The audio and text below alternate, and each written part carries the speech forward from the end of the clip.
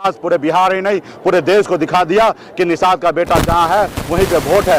अकेले अपने दम पर हमने 30,000 वोट लाके दिखा दिया और एक तरफ एनडीए गठबंधन ने 4 पार्टी मिलाकर 45,000 वोट लाया। जो सीट हम 2020 में 12,000 वोट से जीते थे वही सीट को भाजपा को 37,000 वोट से हारना पड़ा। ये बात सिद्ध हो गया कि बिहार में वीआईपी पार्टी कितना मजबूत है, जनाधार है। तो आने वाला समय में 2024 का चुनाव है, हमारी लड़ाई है कि आरक्षण चाहिए। ये काम मोदी जी का है। मोदी जी आरक्षण दे देंगे तो निश्चित तौर पे सही है, नहीं देंगे तो आने वाला समय में यही समाज जो है उनको वोट से बहिष्कार करेगा। और आने वाला समय में हम लोग लड़ाई लड़कर ऐसे चाहेंगे जो सरकार हमारा काम नहीं कर सके ऐसे सरकार को बदलने का काम करेंगे साथियों। तो आने वाला समय में 24 के लिए गठबंधन होगा। अभी हम लोग बहुत जल्दी निर्णय लेंगे, आप सभी को जानकारी देंगे। अभी तो हम इंतजार करते हैं, देश के प्रधानमंत्री अभी मोदी जी हैं और वही समाज को आरक्षण दे सकते हैं। अभी इंतजार करें कि वो आरक्षण दे।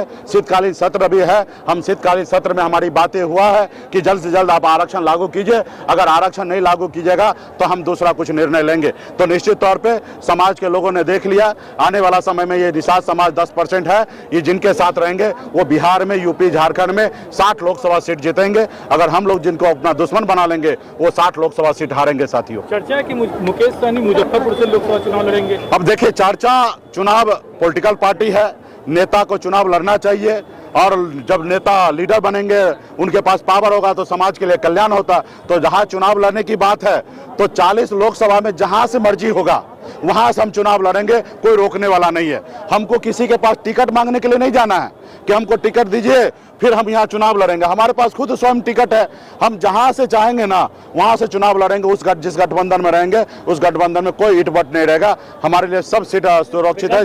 सिर्फ जनरल सीट जो है सुरक्षित सीट पर निश्चित तौर पर हम नहीं लड़ सकते हैं जब तक हमें आरक्षण नहीं मिलता है। और जितना भी जनरल सीट है बिहार में वो सब सीट पर जहां चाहेंगे वहां से हम चुनाव लड़ेंगे। हमें किसी के पास कितने सीट के दावे वो सभी आएगा। हमारा तो पहले आरक्षण की लड़ाई है, आरक्षण अगर मिल जाए तो अच्छी बात है, फिर सीट का कोई मायने नहीं रखता है। और जब सीट की बात आएगा तो निश्चित तौर पे इतना सीट लड़ेंगे कि हमारी पार्टी ने दिखा दिया बिहार में हमारे पास जनाधार क्या है। और जब जनाधार की बात होता है उसी का अनुकूल गठबंधन में हिस्सा मिलता है। तो आज की तारीख में बिहार में किसी पार्टी से कम हमारी वीआईपी पार्टी नहीं है और आने वाला समय में मजबूती है, हम लोग अच्छे सीट पर लड़ेंगे साथियों। बहुत बहुत धन्यवाद।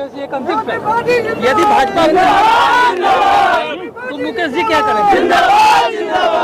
यदि आपका आरक्षण की मांग को मान लिया जाता है प्रधानमंत्री द्वारा तो मुकेश जी क्या करेंगे? यदि हमारे समाज का आरक्षण का मांग माननीय प्रधानमंत्री मान लेते हैं तो माननीय प्रधानमंत्री जी जो कहेंगे वो सब हम मानेंगे। वो कहेंगे कि प्राण दे दो तो हम प्राण देने के लिए तैयार हैं। सिर्फ वो आरक्षण दे दे, वो आरक्षण दे देंगे तो हमारा कोई शर्त नहीं होगा, कोई कंडीशन नहीं होगा। वो जो कहेंगे वो सब हम मानने के लिए तैयार हैं। हाँ, सीटों को लेकर कोई शर्त की बात नहीं। आरक्षण दे दे फिर हमको कोई शर्त करने की जरूरत नहीं है। उनको सोचना क्या करना है। आरक्षण नहीं देंगे तो फिर तो हम उसी कुल खानदान के लोग हैं। कभी भगवान श्री राम को पार लगाए थे, इस बार हम लोग नाव पे बैठने नहीं देंगे। और हम वो नहीं निषाद है कि पहले नाव पे बैठिए उस पार लगा देते हैं और हम यहाँ पार लगाते आप वहाँ हमको पार लगाइएगा नहीं। इस बार तो नाव से पार लगना है तो पहले इस पर चढ़ने से पहले आरक्षण दे दीजिए तब उस पार लगाएंगे। आरक्षण नहीं दीजिएगा तो नाव पे बैठा के लेकर जाएंगे और बीच नदी में नाव को पलट देंगे, वहीं पे आप लोग डूब जाइएगा। हाँ।